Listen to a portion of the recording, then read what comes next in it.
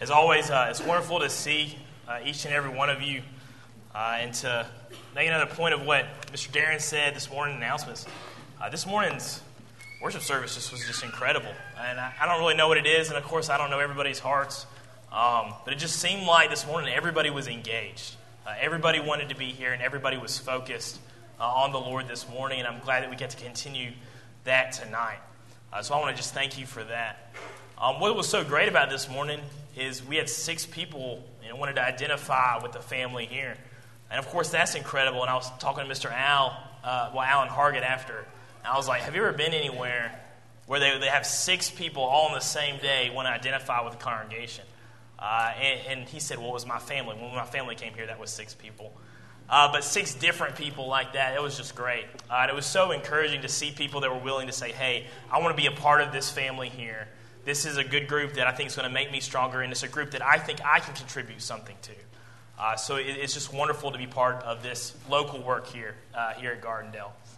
And thinking on those things, I want you to turn to Proverbs 24:6, because in this phrase up here, I put up here, in a multitude of counselors there is safety. This phrase is used twice in Proverbs, exactly the same way, twice. And I think the person here in Proverbs is trying to make a point that in a multitude of counselors, there is always safety.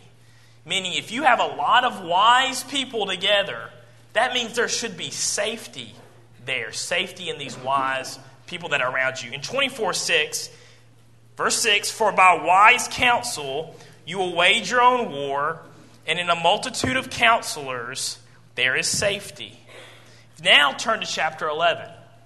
Chapter 11:14, and we're almost going to see the same thing here. Chapter 11, verse 14, where there is no counsel, the people fall. But in the multitude of counselors, there is safety. So there again, it's the same thing. When there's not any counsel, the people fall. When you don't have any counsel, your city falls. But when you have a multitude of counselors, there is safety. What I think this is taking about, and when using the word counselor here, is really talking about military advisors. And of course, we could talk about a counselor in the sense of that, maybe you're having a problem and you can go speak to a counselor. And then there's a whole other different type of counselors that you have a C instead of an S here in the word. And that means something completely different. But here in Proverbs, I think he's talking about military advisors. Because this is the situation you would have. You can picture yourself, you're a king or a queen of a city. And you're in the city, and all of a sudden you find out that the city is under attack. So what's the first thing you do? As a king or a queen that has a problem, you call your council of counselors or your council of advisors. And they come to you and you talk about the situation. What should I do? And of course, you could have one counselor or one advisor that knows everything about the north gate and the north wall, and they can tell you, well, this is what we can do at the north gate and north wall. You may have another counselor that's in charge of recruiting soldiers, say, hey, I can recruit this many soldiers. You have another counselor in charge of supplies, and you have all this information coming to you from wise, great people. They're going to help you accomplish your goal, which is to be victorious or to keep your city safe. And what I take from this and the application I want to bring about this is that when we need advice, when we need to have good counselors around us, the church membership, the church family, the people that we're a part of are great resources. So that if you surround yourself with wise counsel, you are going to be safe. You're going to be safe from the problems in life. And it can take this many different ways. There's stuff with just life things that we have to deal with. It is great to have people that you can ask advice for, that can give you advice for just basic life things. When I first came here, and when I came here, I think it was that first summer, and what I would do is, especially Sunday night in the summer, if you watch me up here, I'm sweating. It is hot up here, and I'm trying to go to town and stuff like that. Mr. Darren gave me some good advice. He said, Andrew, you're going to want to dry clean your suits. That's good advice. And especially maybe with somebody like me that was young, and I really just, this is the only few suits I own, and I would come and I work in this, hey, you're working in them more than you've ever have before, you probably should get them dry cleaned often, or you're going to smell bad. That is good advice, life advice. Okay, now let me take it a step further, okay? We could be dealing with family issues. All right, we could be dealing with some emotional struggles. We have to deal with even things like, hey, who am I going to marry? How am I going to handle my finances? That sort of thing. the church body would still be good people to have advisors on that can help you with that. Say, hey, this is the advice I should give you for the way you should handle your money. This is the way, here's some advice on how you would treat your family in that problem. It's good to have this wise counsel that can keep you safe. Now, let's take it even a step deeper. You have a sin problem. This should be the most serious of all. And you have sin that's attacking your city, and you're struggling with it. You don't know what to do about it. What should you do? Make sure you're surrounded with wise counselors, a multitude of counselors that can advise you on how you should handle it. And there will be safety. And there's so much application we can take from this idea of being a counselor, of being a multi-counselor. So I'm just going to make 3 points. The number 1 point is going to be heed good counselors. Listen to them. Do what they tell you to do if it's good counsel. The second point is going to be a good counselor. Because if you're going to be and heed counseling, you're going to want to be able to give it back in this manner. Be a good advisor. And third, we're just going to talk about the wonderful counselor, which of course is Jesus Christ, and that's going to be my 3 points. I'm going to give you a warning, and I was thinking about it when I got up here. I tried so hard, in especially my notes back here, to spell counselor the right way. I tried my best, and I've gone through it. But even though I've gone through it, I probably have still messed up somewhere. So after you see it, you can come and tell me, hey, Andrew, this slide is you misspelled counselor at that place. Or maybe PowerPoint picked it up and tried to autocorrect it. Okay, I'm sorry. I really am. Having said that, I don't need everybody to come and tell me, hey, Andrew, this word is right here. I may not need advice in that particular area, but I did try my best, okay, as we go through this. So please keep that in mind as we read these passages and if you look up here behind me. So number 1, we have to heed the word of good counselors. And what I want to do is turn to 1 Kings 12. We're going to give 2 examples in a familiar account of when 2 people did not heed the word of good counsel. They took advice, and they took it from the wrong people who gave them bad advice and ended up really messing a whole lot up. 1 Kings 12. Sometimes we read this passage in chapter 12 about Rehoboam, and we just read like the 10 verses that says he does the bad counsel. He takes the bad counsel, and then we leave it. We go on to the next point. But I want to give us the context here because a lot is going on. Solomon has just died in the past chapter. And what we learn about in the past chapter is that Solomon has basically fallen. And I know, like reading Ecclesiastes, I'd like to think that Solomon repented at the very end. But in this chapter, he doesn't. They don't speak about that in this particular chapter right here. So what God decides to do is he says, you know what? I'm not going to put up with this anymore. For the sake of David, I'm not going to take the throne away from him while he's still alive. I'm going to wait till he passes away. And then I'm going to split up the kingdom. I'm going to have to. So God picks this man named Jeroboam.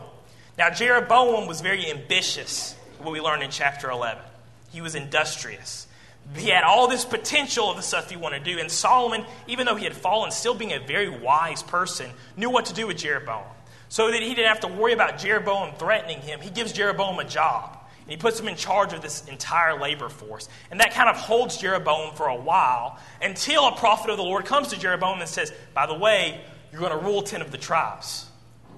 And he rips off his coat and he says, this is the different pieces, and these are the pieces that represent the tribes that you're going to rule.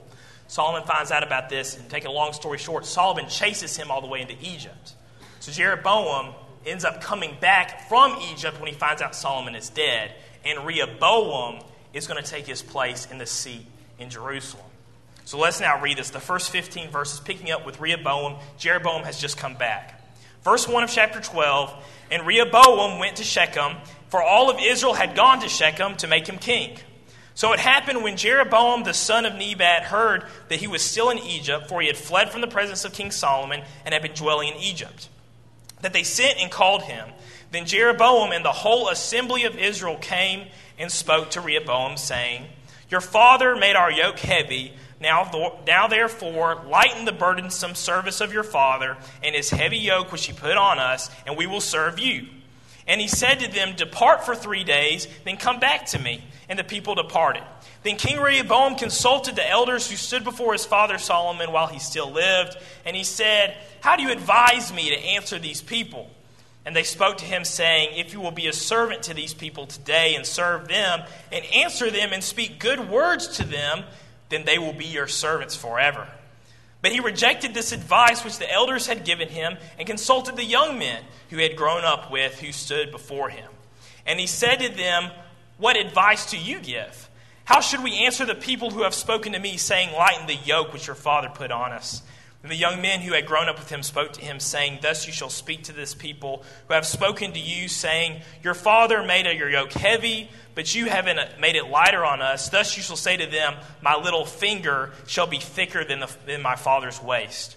And now, whereas my father has put a heavy yoke on you, I will add to your yoke. My father chastened you with whips, but I will chasten you with scourges. So Jeroboam and all the people came to Rehoboam the third day, as the king had directed, saying, come back to me the third day. Then the king answered the people roughly and rejected the advice that the elders had given him. And he spoke of them according to the advice of the young men, saying, my father made your yoke heavy, but I will add you to my yoke. My father chastened you with whips, but I will chasten you with scourges. So the king did not listen to the people, for the turn of events was the Lord, that he might fulfill his word, which the Lord had spoken by Ahijah the Shilonite, Jeroboam the son of Nebat. I know that was a long reading, but let me summarize. Rehoboam gets asked by the people, can you make our burden lighter? He goes to the elders. And this is cool because the elders, these were the people that actually served under Solomon. So these people have a very high reputation. They would have a great resume to give advice. And he says, what you need to do is, they tell Rehoboam, they said, make it lighter. Be good to him. Speak good to him. This is your first impression to these people. Make it good. And they'll be your servants forever. But apparently he doesn't like what he hears, and he goes to the young men that he grew up with, and he asks them what to do. And of course the young men are just like, you just need to make it tough for him. Tell him that your little finger is going to be thicker than my father's waist. That's how much more burdensome I'm going to be on you than Solomon was. Well, the people reject this. Ends up being Rehoboam ends up having to flee to Jerusalem. And Jeroboam is able to come in and take his place, as we're going to continue to read on. But this is just your classic example of someone rejecting people that could give great advice to follow what their friends are telling them. It was bad advice. Now let's read Jeroboam's point, because Jeroboam ends up doing basically the same thing. And sometimes we don't read this account as much as we read Rehoboam's account. Continue reading on, but now let's pick up in verse 25. Jeroboam's faced with the problem that he doesn't want the people that under his command to go to Jerusalem to worship anymore.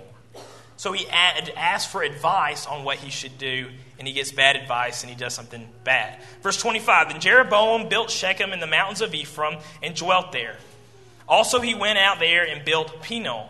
And Jeroboam said in his heart, now the kingdom may return to the house of David if these people go up and offer sacrifices in the house of Lord in Jerusalem. Then the heart of the people will turn back to their Lord, Rehoboam the king of Judah, and they will kill me and go back to Rehoboam king of Judah. Therefore the king asked advice and made 2 calves of gold, and said to the people, it is too much for you to go up to Jerusalem. Here are your gods, O Israel, which you have brought us out from the land of Egypt. And he set one up in Bethel and the other one in Dan. Now this thing became a sin, for the people went to worship before the one as far as Dan. And then it keeps on saying that even when he had to pick priests, he didn't pick out of the Levites like he would have supposed to, but he said he just picked anybody. Anybody could be a priest. But here Jeroboam, it says he asked for advice.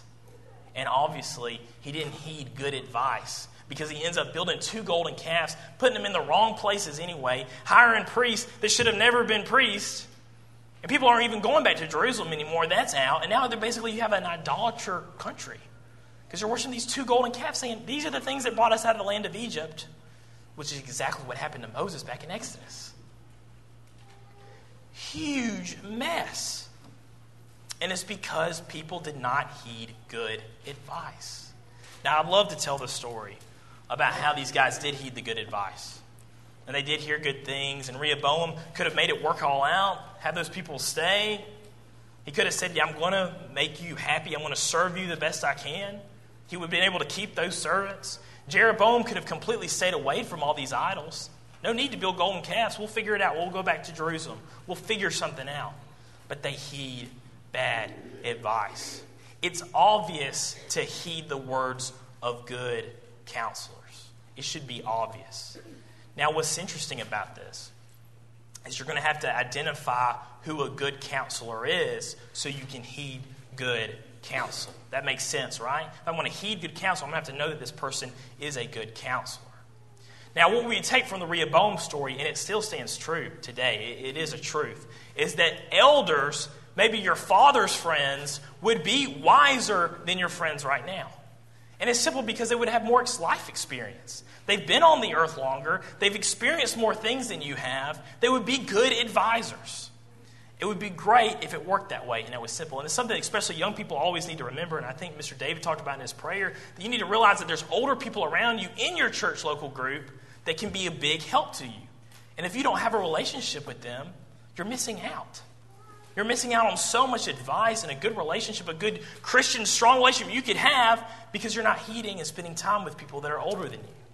And as I always encourage, I know Mr. Terry has encouraged us before up here, and elders have encouraged us up here, to get out of our groups and spend time with people that are at a different age. Because good counselors can be found in every age group. So get out of your age group and find another one. Find someone, especially maybe someone that is older than you, that can help you in that way.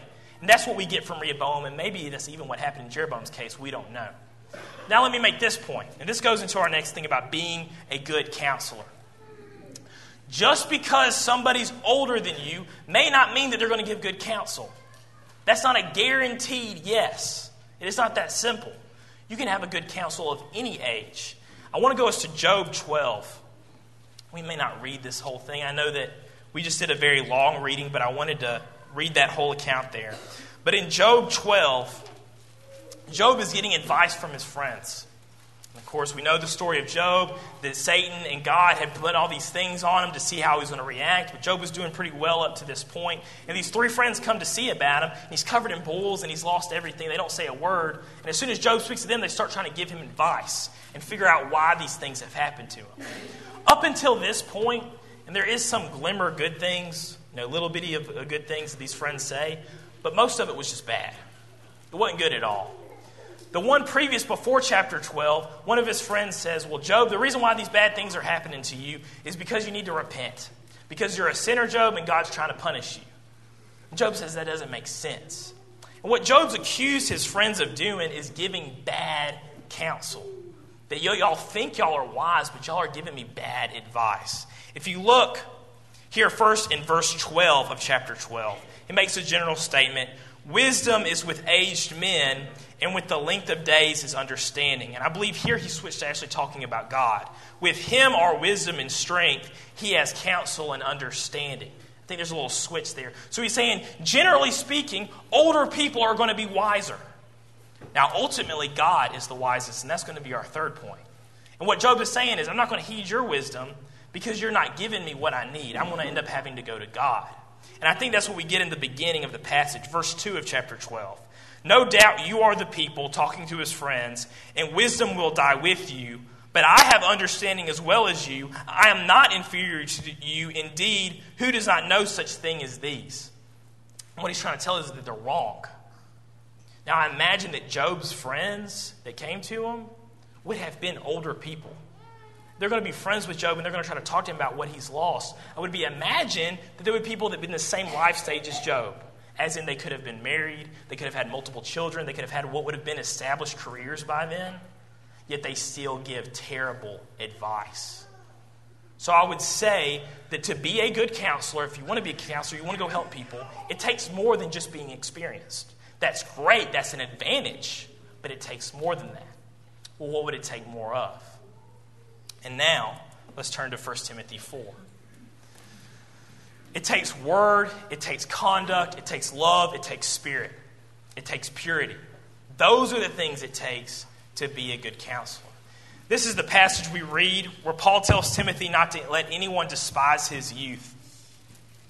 But it's more. It's so much more than just a passage to young people. He's giving them standards for life. I was in a class at UAB, and we're having a study about Plato.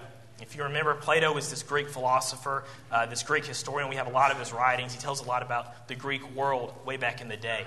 And something that a lot of scholars believe, and the professor was telling us, is that Plato used to lie about his age. And it's a mystery about when he was actually born because he lied so often about his age. And what we believe, and some people believe, is that Plato was really in his early 20s. But he wanted to go debate with Socrates and all these famous philosophers, so he would tell people that he was in his early 30s. So he'd add 10 years to his age because he didn't want anyone to despise his youth, to allow him to speak, to allow him to be a good counselor. Now, Plato did the wrong thing because he lied. And I was thinking about this when we were talking about in class, that Paul has a much better solution to that problem. You don't need to lie. You need to be a good example. This is this passage, 1 Timothy 4:12. Let no one despise your youth, but be an example to the believers in word, in conduct, in love, in spirit, in faith, in purity. Till I come, give attention to reading, to exhortation, to doctrine. Do not neglect the gift that is in you, which was given to you by prophecy with the laying on of hands of the eldership. Meditate on these things. Give yourself entirely to them, that your progress may be evident to all. Take heed to yourself and to the doctrine. Continue in them, for in doing this you will save both yourself and those who hear you. Timothy, in this case it was to be a preacher, but in our context, to be a good counselor, to be someone who can give advice to spiritually minded people from a spiritually minded person, he says, watch your conduct. In spirit, in love, in faith, and in purity. Let your progress in these things be evident to all. So that you're the type of person, and we can examine ourselves here. Am I the type of person that when I come in here, when I spend time with godly people, they look at me and they say, him or her right there, I can see that they make progress in spirit, in faith, in doctrine, in exhortation. This person right here, I can see them growing. This is somebody that could be a good counselor. This is somebody that I would want to be in my multitude of counselors to create safety for me because their progress is evident to all. Can young people be good counselors? I believe yes. If they're doing it by word and in conduct and in doctrine and faith and purity, yes, they can. Now, older people are still going to have an advantage, because they can have their progress evident to all for a longer period of time than a younger person than them. They have more time to show their progress. Obviously, they're going to have an advantage in this matter. But I want to make the point here that in my multitude of counselors, I want there to be everybody. I want there to be people that I see that are making progress, that are growing spiritually. I can say this person has good conduct. This person has great faith. This person has growth in purity. I want them to be part of my team, because they're going to protect my city. They're going to make me safe. This is what I take from this. We can all be good counselor. One thing that we need to remember is a good counselor is not a busybody. I was scared in preparing this that maybe one of us would take this and start running in the wrong direction. Because what I do not need to do, and what you don't need to do, is to take, hey, I want to be a good counselor. I want to go out, I want to go help people, and think in your mind, okay, what I need to do is just get in everybody's business and meddle with them. Hey, I heard you're doing this. Let me give you some advice about that. Hey, I heard that you got this job. Let me give you some advice about that. Hey, I think you may be struggling with this. Hey, I need to tell you about that. You're not a good counselor that way. You just turn into a busybody. You can't do that. There's a lot of examples of this, and I don't want to take time to read this passage. I'm running out of time. But Solomon, he was a great counselor. And what 1 Kings tells us is that people would come to Solomon to ask for advice. People from other nations would come to Solomon to ask for advice. He wasn't in other people's business. They would come to him and bring them their business. Deborah, the judge, she wasn't a busybody. She didn't meddle in other people's affairs. People brought her their business, and she gave them judgments. Jesus, too. And of course, Jesus is so much more than just an advisor, because he had commands. He had authority. But even Jesus, people would come and ask him questions. People would come and maybe even try to attack him. People would follow him to hear his sermons. People were already there and allowing him, asking him to be in their business. And that's the attitude that we need to have with Jesus especially. But that's how counseling works. If you want to be a good advisor, prove yourself as a good example and allow people to come to you. Don't try to get in meddle into people's affairs. I just want us to think about that as we want to be a good counselor. Third point, learn from the wonderful counselor. So I'm going to heed good counsel around me to keep me safe. I'm going to be a good counselor in conduct and purity to help you be safe. But most important of all, we're all going to learn from the wonderful counselor. Isaiah 9:6 in the song that Damon led is where we get that song from. Names off the prophecy of this is the child that is born. This is Jesus Christ. Isaiah 9:6 says, "For unto us a child is born, unto us a son is given, and the government will be on his shoulder, and his name will be called Wonderful Counselor, Mighty God, Everlasting Father, Prince of Peace. So those are names that we could give Jesus, the Son that's coming. Well, for us, the Son that has already come. Interesting about this, I put up here, learn from the wonderful counselor, then I took off the word wonderful, and then I put it back, actually just today. Because if you read this passage, some of us have commas in different places. My version actually says that his name will be called Wonderful, comma, Counselor, comma, Mighty God. That wonderful is a noun here, not an adjective. If you're reading out the ESV, it says his name will be called a Wonderful Counselor. What I took from this to mean, and what I decided on this, is that when you're using the word wonderful and you're talking about Jesus, you can use it very liberally. Anything you want to. Jesus is wonderful, period. That's a good answer. Jesus is a wonderful counselor, period. That's a good answer. Jesus is a wonderful, mighty God. Jesus is a wonderful Savior. Jesus is a wonderful King. Wonderful is a word we can use a lot. And in this context, whether he meant to put a comma there or not, which wouldn't have been in the original, doesn't matter. He is a wonderful counselor. He is the best person that could ever give you advice. And we see that all through the New Testament. Colossians 2:3. Colossians 2:3, in him are all the treasures of wisdom. You don't have to go anywhere else. No one can give you wisdom like Jesus can give you wisdom, and it's always going to be through his word. Colossians 2:3, Paul telling them why philosophy is nothing compared to the teachings of Jesus. Let's start at the beginning of the chapter. Chapter 2, verse 1. For I want you to know what a great conflict I have for you and those in Laodicea, and for as many have not seen my face in the flesh, that their hearts may be encouraged, being knit together in love, and attaining to all riches of the full assurance of understanding, to the knowledge of the mystery of God, both for the Father and of Christ, in whom are hidden all the treasures of wisdom and knowledge. Who has all of the treasures? Christ has all of the treasures of wisdom and knowledge. And we get it through his word. You feel like you need advice? The best advice I can give to people, the best advice I've been given in my life. When I talk to someone about a struggle or something that I had, they say, Andrew, you need to go read this passage. That's some of the best advice you can give someone. Point them to the wonderful counselor who has all wisdom and knowledge. One more. You can ask for wisdom. You can ask for counsel. And the first one I would contribute to the word, and this one in James 1:5, I would contribute to prayer. You can ask for his wonderful counsel. James 1, verse 5. If any of you lacks wisdom, let him ask of God, who gives it to all liberally and without reproach, and it will be given to him.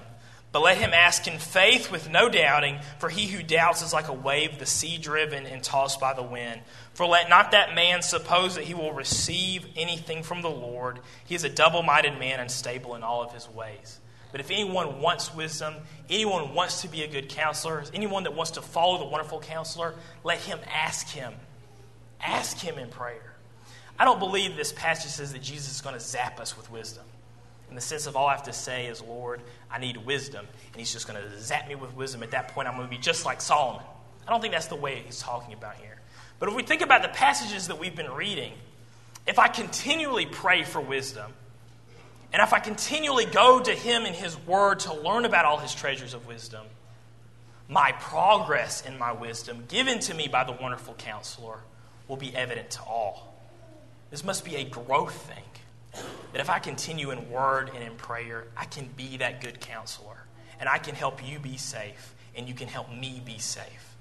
If we continue to do this together, to learn from the wonderful counselor, which is our Father, and which is our King, and which is our God.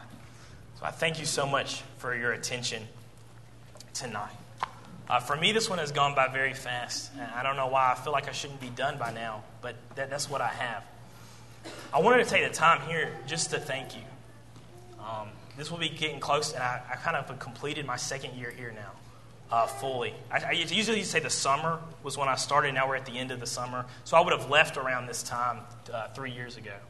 But what I think I have here, and I think that you have here, is a team of great people, great counselors that want to help us each other to be closer to God.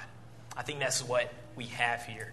And being that we are here and our wonderful counselor is our king at this group and he is our leader, I believe that I am safe. I am safe. There is safety here because there's a multitude of counselors that follow the wonderful counselor. And that's a great thing to be a part of. And I want to encourage us that we continue to progress in this way, continue in conduct and in word and purity and in mind and in spirit and in faith to progress in this way, that we can get better and better every day. And we become more and more safe every day as we follow the wonderful counselor, which is Jesus Christ. If there's anyone here tonight that is ready to commit their life to him, to Jesus Christ, to follow him maybe in the way of baptism or maybe to ask for the prayers of the congregation, we can help you with that tonight. If you will please come forward as we